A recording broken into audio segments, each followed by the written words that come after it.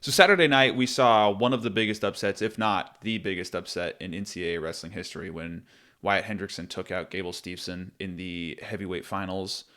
And I think that there's sort of this chain of events that some people are aware of, but I kind of want to detail them just so that people can kind of understand sort of the insane series of events that happened that led us up to this point to have this opportunity where we would see an upset like Wyatt Henderson taking out Gable Steveson, and how exactly we got to this point.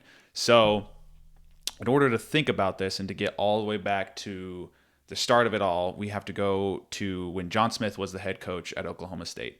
This last season, so 2023-24, he announced, he announced at the end of the season that he'd be retiring. But even before that, Coleman Scott left the University of North Carolina, where he was the head coach, and joined the Oklahoma State coaching staff. And with that, there's an obvious implication that, okay, you're a head coach at a pretty successful program in UNC, and now you're the assistant coach or whatever position it was at Oklahoma State. And John Smith is towards the end of his career. So we're pretty sure that this is one of, if not John Smith's last season. So not only that, but we also are kind of under the assumption that Coleman Scott is going to be assuming the position for the head coach at Oklahoma State, which he's an Olympic medalist and he was obviously pretty successful at UNC with the Tar Heels. So this all kind of makes sense. This is where this tracks. So in April 2024, John Smith officially announces his retirement, and then the job is posted. And by some rules and regulations, there has to be like a 2 week window, a 2 week waiting period where applications are submitted, and there's a hiring process. Blah blah blah. But everybody's kind of under the assumption that it's Coleman Scott, and so we'll just wait for that. But as this is going on, also in April 2024, the Olympic trials are happening. And at 86 kilos, you have David Taylor, the reigning Olympic and world champion, sitting in the finals waiting for whoever's going to come out of this bracket, which it involves Zahid Valencia, Aaron Brooks, Alex Daringer, Chance Marsteller, Trent Hidley, lots of great guys. So in that challenge bracket, the two that make it to the finals are Zahid Valencia and Aaron Brooks. And the expectation for this match is, well, Zahid's pretty good, but Aaron Brooks and Zahid wrestled last year at the U.S. Open, and it was kind of a one-sided match after the first period. So it was kind of an expectation that Aaron Brooks would win this. Now, if you can go back and watch the match, but basically the score is tied 6-6 with about 10 seconds left, and they go back to the center of the mat for a restart, and Brooks is pushing the pace. He's got to go out and get a win, and Zahid reaches up, lowers his hands for a reaction to a fake, and as he does that, his finger gets caught in the singlet, and the ref stops the match and says, "No, caution, Zahid, 1 point, Aaron Brooks. That's a point for singlet pull, and now Aaron Brooks is winning 7-6 with short time left." Okay, so Zahid sprints, tries to get the win, he loses. Aaron Brooks wins the match, and now he gets to wrestle in the series against David Taylor. Aaron Brooks wins that series pretty convincingly and a little shockingly. People are like, okay, well, probably our best wrestler, our most consistent performer at the world level is now off the team. What's next? Is that it for his career? Is he going to look at wrestling at the non-Olympic World Team Trials, which he does do eventually, but that's beside the point. What's next? And also, why haven't we heard that Coleman Scott is the head coach at Oklahoma State?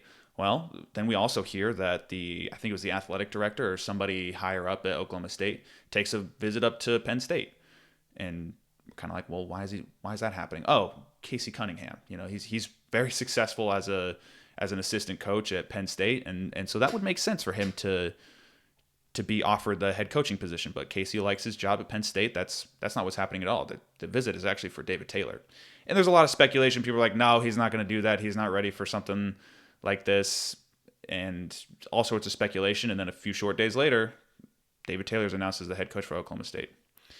Now, while this is all happening, you might be asking, well, what does this have to do with Wyatt Hendrickson? Wyatt Hendrickson had just finished up his career at the Air Force, and he graduated, and most people kind of expected that to be it for him, to not have any more eligibility and to be able to wrestle, and he was just going to start serving his time within the Air Force.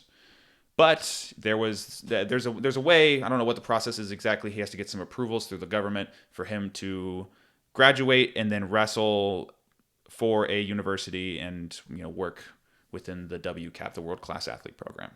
So he applies for that. He gets the approval and he takes some visits. He visits Minnesota, Michigan, Missouri, and Oklahoma State, and ultimately comes to the decision that he wants to go to Oklahoma State. And one of the biggest things he said is David Taylor got announced as the head coach, and shortly after, I got a phone call from him, and they made it obvious that I was a priority. And he's from Newton, Kansas. It's not too far from Stillwater, so it organically makes a lot of sense. There's a lot of hype around this, so this all checks out and works. Okay, cool. So it's going to be Wyatt Hendrickson and Greg Kirkfleet. Those are the two top guys returning, and then the rest of the field. But then, as we get into the season in November of 2024 for this year, or this season, Gable Steveson drops a video, wrestling shoes stuck on a tree, and he's running around the campus for Minnesota University, and he grabs them, and all of a sudden, Gable Stevenson's coming back into the NCAA. And a lot of people are asking, well, how is that even possible? How does he have any eligibility left? And there's ways. It's red shirt, Olympic red shirt, blah, blah, blah, blah, blah. Either way, now a lot of people are thinking, okay, it's Gable Steveson at 1, and then tied for 2nd is Hendrickson, Kirkfleet, and then it's everybody else. And that is kind of how the story was for the entire season. Gable Steveson was kind of on a farewell tour of just decimating everybody, teching, pinning, not making it to the 2nd period, not even thinking about the 3rd period. And it was, that was the storyline. And a lot of people it was Gable Steveson, next topic, by a country mile. People were not thinking about anybody being able to give Steveson a match. Maybe Kirkfleet, but that was really it. So we get all the way up until March of this year, just a few days ago, and it's the finals, the last match of the night. The president's there, Gable Stevenson's out on the mat, and Wyatt Hendrickson walks out with the American flag draped around his shoulders. Steveson says, "I'm the Olympic champ, you can't be doing that," da-da-da-da-da, all this stuff, and I mean, the match happens, and Hendrickson gets the takedown with short time in the 3rd period, and he wins the match, and it's crazy to think that all of these little events had to transpire. If that singlet pull wasn't called, maybe Zahid Valencia wins that match, and maybe David Taylor beats Zahid, and he's not the head coach, and maybe Wyatt Hendrickson is wrestling for Michigan or Missouri instead, and maybe they aren't able to develop him in the way that Oklahoma State was, or provide him. And I'm not saying that that's the case, but I'm just saying, hypothetically, all of these events that happened over this last year had some sort of factor, had some sort of effect for it, right? And so to have all of this transpire, I mean, looking back, I think it's one of the